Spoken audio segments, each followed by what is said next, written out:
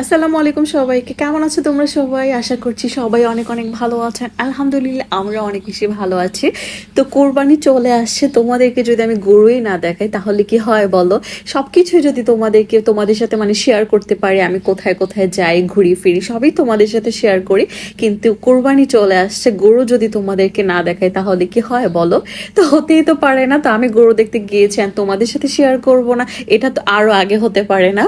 And শুধু কিন্তু বাচ্চারা গরু দেখতে পছন্দ করে না, সাথে সাথে আমরাও কিন্তু অনেক বেশি পছন্দ করি। মানে পার্সোনালি আমি গরু দেখতে অনেক বেশি পছন্দ করি।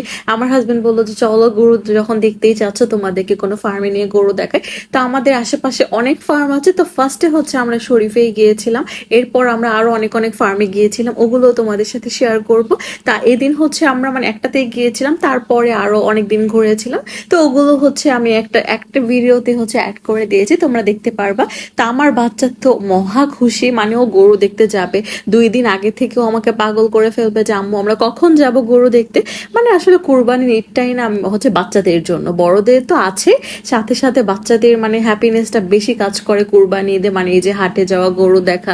তো এটা অনেক আগের ভিডিও, আমরা যখন গিয়েছিলাম সেদিন প্রচুর পরিমাণে গরম ছিল। তো শরীফে যেহেতু সুইমিং পুল আছে, তা আমরা কিন্তু কোনো প্রিপারেশন নিয়ে যাইনি যে আমরা গোসল করব, মানে কোনো কাপড় চোপড়ও সাথে নিয়ে যাইনি।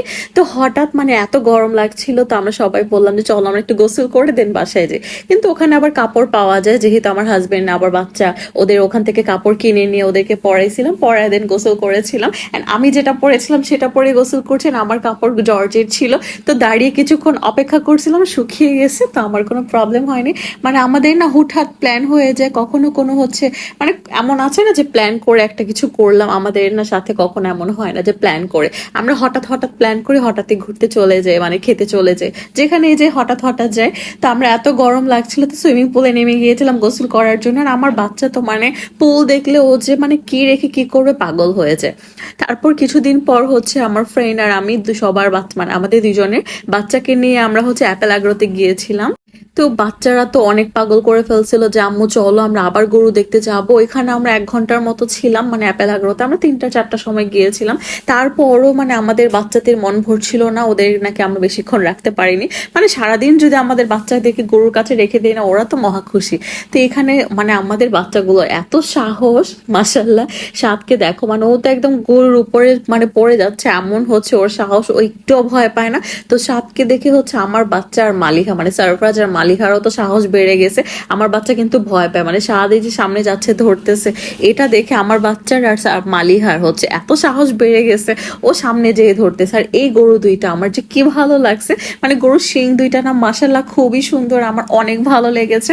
আর বাচ্চারা তো মহা খুশি, মানে ওরা শিংটা দেখেই না বারবার এই গরুটার দিকে তাকিয়েছিল। অন্য আরো অনেক গরু আছে, মহিষ আছে, বাট ওরা না ওগুলোর দিকে চোখ দিচ্ছিল না। আমার সব মানে আমাদের সব বাচ্চারা এই দুইটা গরুর দিকে হচ্ছে ফোকাস দিয়ে রাখছে যে আম্মু এত সুন্দর গরু আমরা তো কখনো দেখিনি।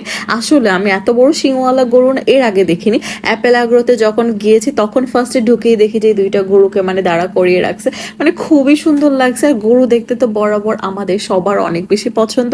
আর কুরবানি চলে আসছে, এখন যদি গরু দেখতে না যাই তাহলে কি হয়? আর বাচ্চাদের জন্য আমরা যদি নাও দেখতে যাই, কিন্তু বাচ্চাদের জন্য বের হতেই হয়। তা আমরা আবার যাব কিছুদিন পর, আমরা আরো অনেক অনেক ফার্ম আছে ওগুলোতে ঘুরে আসবো, তো ওগুলো তোমাদের সাথে শেয়ার করব। তো এই তো আমাদের ঘোরাফেরা, গরু দেখা এগুলাই ছিল। তোমরা কে কোথায় গিয়েছো এটাও আমাকে জানাও, আমার শুনতে এগুলো ভালো লাগে।